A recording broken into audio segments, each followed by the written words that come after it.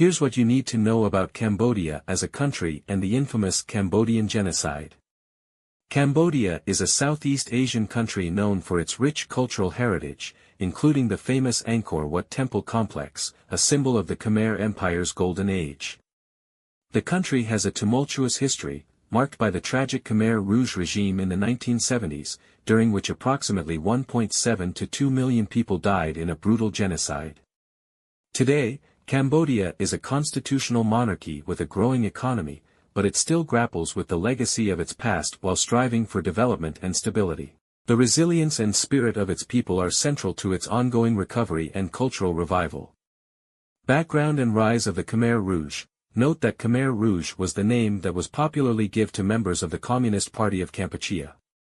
The Khmer Rouge, officially the Communist Party of Kampuchea, CPK, was formed in the 1960s as a radical communist movement. It gained momentum during the Cambodian Civil War, 1967 to 1975, fueled by dissatisfaction with the Cambodian government, led first by Prince Norodom Sihanouk and then by General Lon Nol after a coup in 1970. During the Civil War, the Khmer Rouge received support from North Vietnam and the Viet Cong, who were fighting against the United States and its allies during the Vietnam War. The U.S. bombing campaign in Cambodia, intended to destroy North Vietnamese sanctuaries, inadvertently helped the Khmer Rouge gain popular support by driving people from their homes and creating a sense of widespread chaos. The fall of Phnom Penh, the capital of Cambodia, on April 17, 1975, the Khmer Rouge captured Phnom Penh, the capital of Cambodia, effectively ending the civil war. The victory was initially greeted with relief by many Cambodians who were exhausted by years of war. However, this relief quickly turned to horror as the Khmer Rouge began implementing their radical vision of a classless, agrarian society. Year Zero Inch and the Radical Agrarian Revolution. Upon seizing power, the Khmer Rouge declared the beginning of Year Zero, signaling a complete break from the past. They sought to transform Cambodia into a self-sufficient, agrarian society, inspired by Maoist and Marxist-Leninist ideologies. This transformation involved the complete rejection of modernity, urban life, and traditional Cambodian culture. The Khmer Rouge immediately evacuated cities and towns, forcing millions of people, including the elderly, sick, and children, into the countryside. Phnom Penh, a city of over 2 million people, was emptied within days.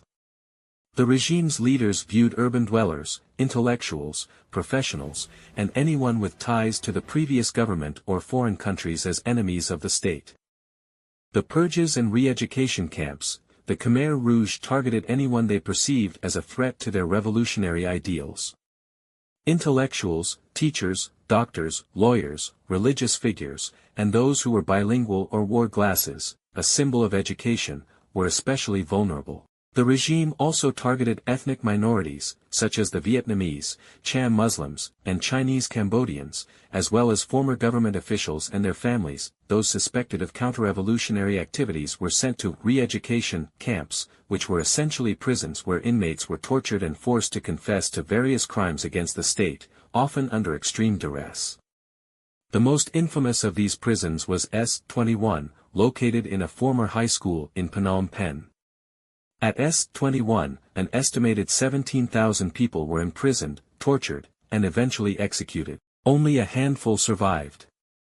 Forced labor and famine. The Khmer Rouge forced the entire population into communal farms and labor camps.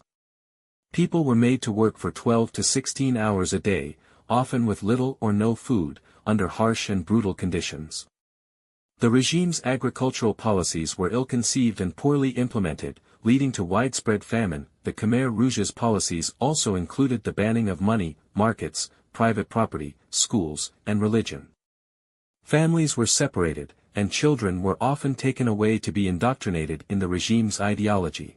The destruction of family units was a deliberate policy designed to break traditional social structures and ensure loyalty to the state. The culture of fear and paranoia. The Khmer Rouge ruled through a culture of fear and paranoia. The leadership, particularly Pol Pot and his close associates, believed that enemies were lurking everywhere, conspiring to overthrow the revolution. This led to continuous purges within the Khmer Rouge ranks, with cadres being accused of treason and executed without trial. The regime's security apparatus, particularly the Santebal, the secret police, played a crucial role in maintaining this atmosphere of terror. People lived in constant fear of being accused of counter-revolutionary activities, and even a minor infraction or a whispered complaint could lead to execution. The overthrow of the Khmer Rouge. By late 1978, the Khmer Rouge's extreme policies and cross-border attacks on Vietnam led to deteriorating relations with its former ally. In December 1978, Vietnam launched a full-scale invasion of Cambodia. By January 7, 1979, Vietnamese forces captured Phnom Penh, effectively ending the Khmer Rouge regime. The remnants of the Khmer Rouge fled to the jungles and continued a guerrilla war against the new government established by the Vietnamese-backed People's Republic of Kampuchea. The Khmer Rouge remained a destabilizing force in Cambodian politics for years, even retaining a seat in the United Nations due to Cold War politics. The aftermath and trials. The aftermath of the Cambodian genocide left the country devastated. Millions were dead, families were shattered, and the country's infrastructure and cultural heritage were in ruins. It took decades for Cambodia to recover, and the trauma of the genocide continues to affect Cambodian society. For years, justice for the victims of the genocide was elusive.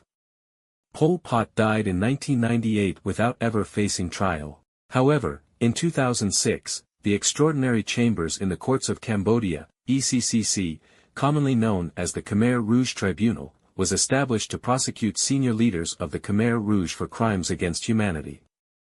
Several high-ranking officials, including Kane Kwek Eve, Dutch, who was in charge of S-21, and Nguyen Chia, the regime's chief ideologist, were convicted and sentenced to life imprisonment. Legacy of the Cambodian Genocide. The legacy of the Cambodian genocide is profound. It is a stark reminder of the dangers of extremist ideologies and the capacity for human cruelty. The genocide also underscores the importance of international intervention and the need for mechanisms to prevent such atrocities. In Cambodia, the genocide has left deep scars, but it has also led to a renewed commitment to preserving the memory of the victims. Sites like the Tul Sleng Genocide Museum, formerly S-21, and the Choang Ek killing field serve as places of remembrance and education, ensuring that the horrors of the Khmer Rouge are not forgotten.